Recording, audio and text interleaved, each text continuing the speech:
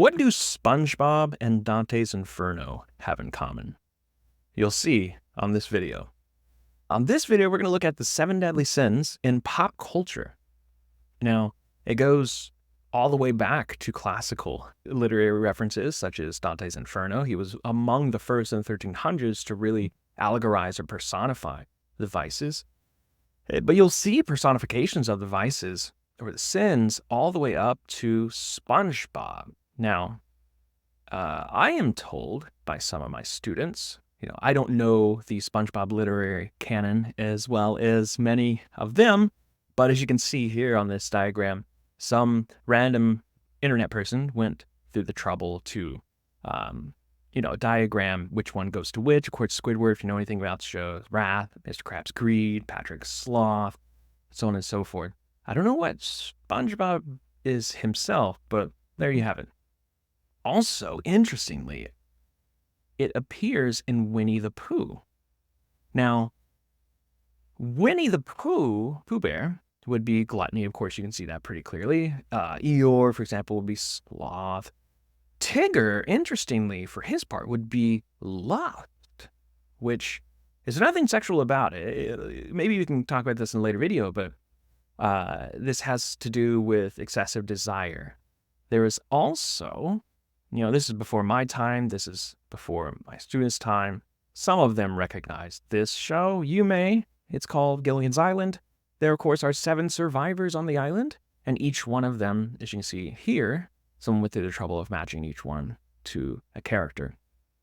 Now, as far as more classical breakdowns, of course, I mentioned Dante's Inferno, Dante's Purgatorio. It wouldn't be in Dante's Paradiso, which is heaven, because, of course, their sins, their vices, they're not going to be in heaven. So it's in both those two, but it also appears in Geoffrey Chaucer's Canterbury Tales. The Canterbury Tales, you may have had to read that in old English class. And then it also appears in this work called Piers Plowman, or Plowman from the 1300s.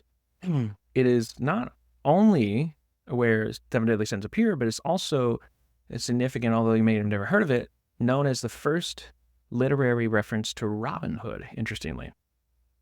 Now, some other ones from way back when would include, the Parson's Tale. I think that might also be Chaucer.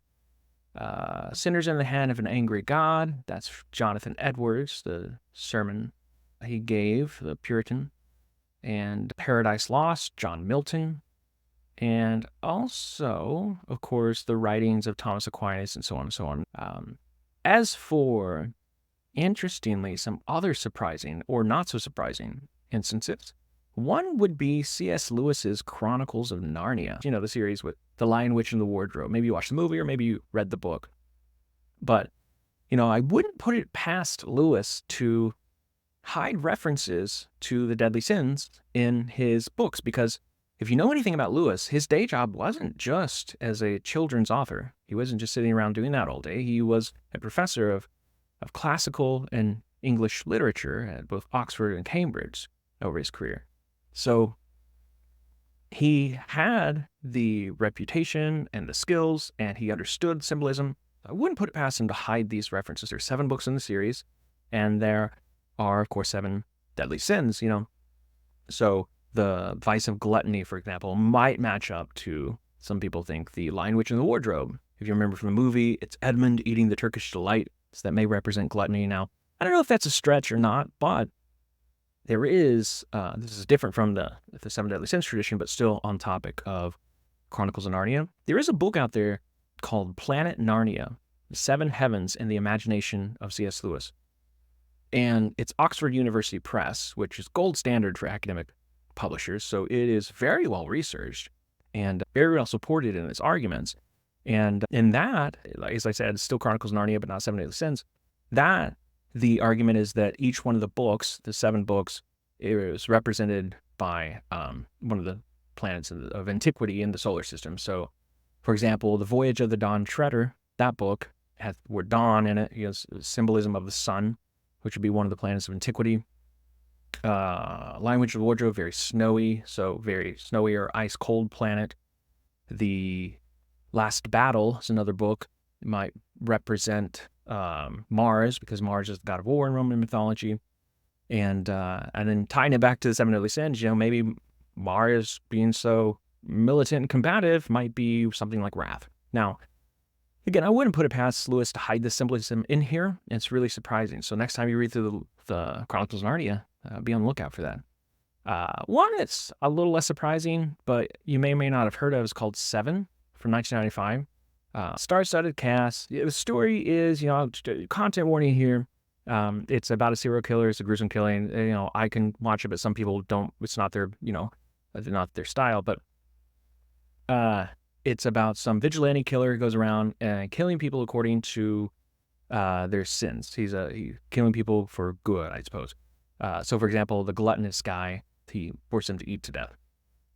There's also another movie called Sin City, early 2000s, 2005, another star-studded cast.